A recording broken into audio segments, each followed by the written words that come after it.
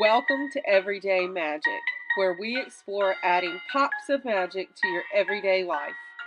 I'm Michele, shamanic energy alchemist and owner of Living Moon Meditation, where I help people find balance in their personal, professional, and spiritual lives.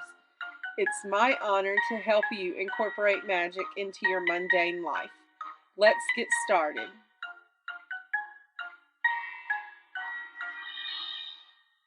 Love Everyday Magic podcast. You can support it and me and help keep it ad-free by joining me as a patron on Gumroad. For as little as $7 per month, you can help keep me going. That's at gumroad.com/livingmoonmeditation. If you're not already on my email list, be sure to sign up at livingmoonmeditation.com. All of these links are in the show notes. Our featured quote this week is from A Room Called Earth by Madeleine Ryan. Prayers aren't reserved for those who regularly go to church, or to a synagogue, or to a mosque, or wherever. Prayers are for everyone. Even spells and curses aren't just for those who own cauldrons, or broomsticks, or crystal balls. We're all saying prayers and casting spells with our words and our thoughts, and where we point our fingers.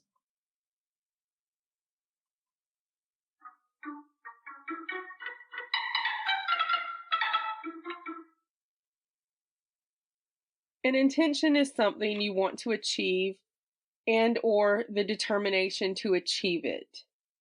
Intentions, like magic, are mental. It's all in your mind.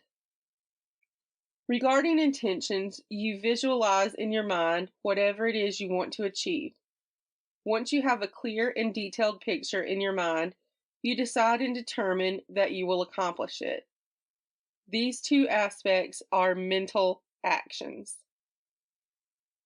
Now, note above that I said you need to have a clear and detailed picture of what your intention is. Why? The more detail in which you visualize your intention, the easier it will be to manifest said intention. Setting an intention to be healthy is vague. That doesn't tell the universe what you want. What does it mean to be healthy? What does health mean to you?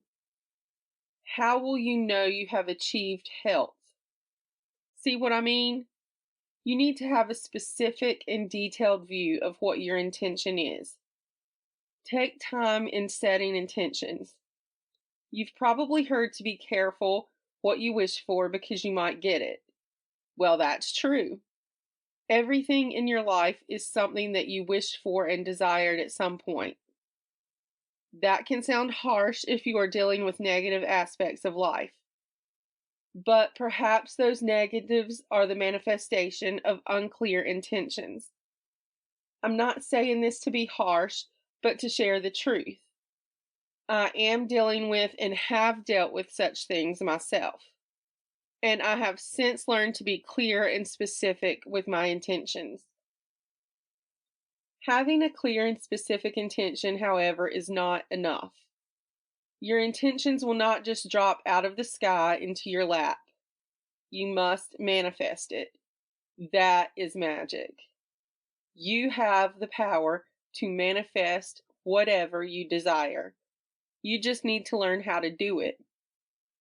Setting intentions is mental work, but manifesting or making magic is an action. This is where spellcrafting comes in. There are many ways to craft spells, and I'm not going to get into the things like herbology and crafting and such things like that, although that can be a part of spellcrafting. Obviously, note the word crafting. What I'm specifically referring to here and that I'm going to talk about is the act of speaking or writing your intentions and how you're going to work that magic. Affirmations are one type of spell, and they are very popular, and a lot of people don't even consider affirmations spellcrafting, but it is. They are speaking or writing positive affirming things to help set your mind for action. For example, if your intention is to be debt-free, an affirmation could look something like this: I am free of all debt. All of my financial obligations are met.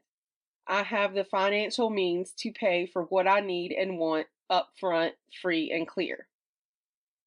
Note that this affirmation is written in the present tense using positive, affirming language. It is not written in the future, like I will be debt-free, but claims it in the here and now by saying I am free of all debt. There are also no negative statements in this affirmation. Now, incantations are another form of spellcrafting. And while incantations can refer to the act of uttering words for magical purposes, I am referring to the formula of an incantation.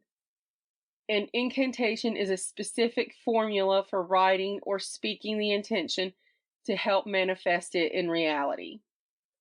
So let's say you want to lose 150 pounds. You may have a written incantation that starts by writing down 150 pounds spelled out. And then you take one letter off. So the next line says 150 pound. And then the next line 150 POUN. And then 150 POU until you get down to having one and then nothing. Now, this is how I do most of my incantations. If I want to reduce something, I start with a whole and write it out and reduce by one until I have nothing. If I want to increase something, I start with nothing and add one until I have a whole. Affirmations and incantations are only two ways to craft spells and work magic. However, just like with setting an intention, spelling your desires is not the end step. You still need to do the work. Wanting something and saying it does not make anything happen. These are just the mental steps required to make it easier for the universe to know what you want and open up to make it happen. The universe wants to give you what you desire, but you must know what you desire and you must put proper action behind it. This is magic. It's not receiving what you want dropped into your lap. That is prayer. It is asking God for what you want and hoping that God gives it to you. That's prayer. And there's nothing wrong with that. And in the instance of prayer, it's up to God or the universe or whoever your deity is to give it to you. It's not up to you. You have no part in the co-creation of getting what you want. I prefer to know I can work magic and manifest my desires on my own. I believe in my deity and I pray, but not in a way that asks for my desires. I make my own magic through spelling. So that's not to say that prayer is bad or that you shouldn't pray or anything like that. This is just my personal preference. So when I want something, I don't wait on the universe to give it to me. I go out, take action, and open up knowing that the universe will give it to me through my actions. And that's the difference in what I'm talking about here.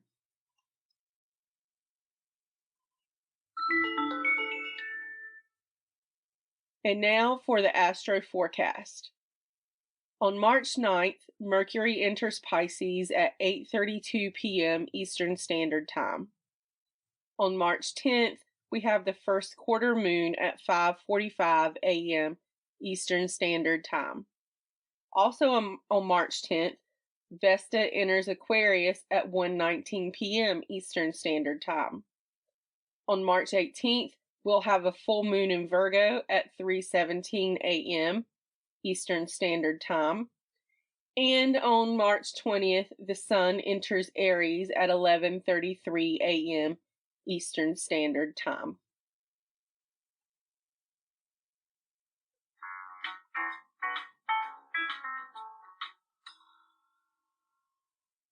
And now for the Woo Book recommendation. We will be exploring another nonfiction book for our book pick this week. This is one that is widely accepted in non-magical circles, but it is relevant to witches and witch-adjacent folks as well.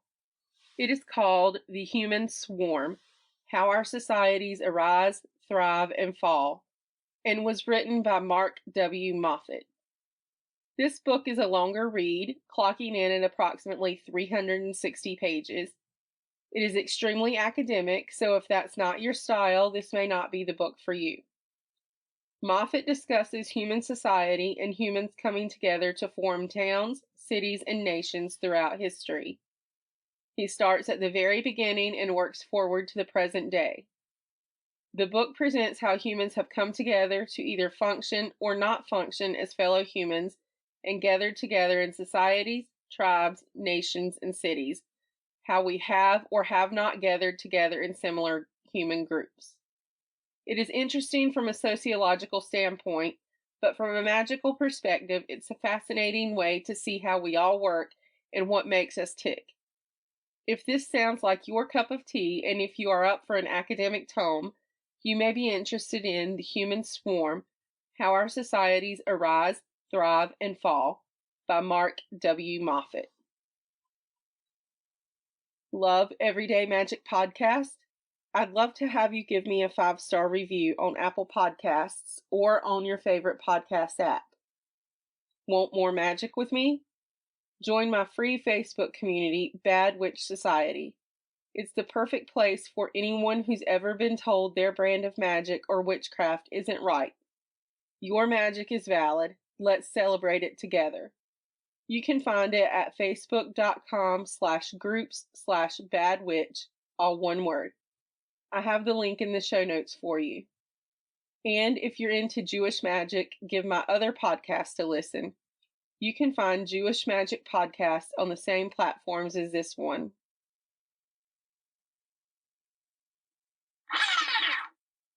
And now for the witchy news. In Nigeria, Afeoma Amazobi, a contortionist, has been labeled a witch because of her body's amazing flexibility. She had to leave her family in order to pursue her dream to become a contortionist because they were against it. Other members of her contortionist group have reported being called inhuman and aliens. You can read this article by visiting the link in the show notes. Do you have a witchy question you're itching to have an answer to? Send me an email and I may answer it in an upcoming episode. It might also become the topic of an upcoming episode. You can send questions to me at hello@livingmoonmeditation.com. I have the link in the show notes for you. Thank you so much for listening to this episode of Everyday Magic. It's truly been my pleasure to talk to you today. If you like this episode, or you think it will be useful for someone else, please consider leaving a review on your favorite podcast app. If you've got any questions, send me a DM on Instagram @livingmoonmeditation. Remember, it's all about real magic for your real life. See you next time.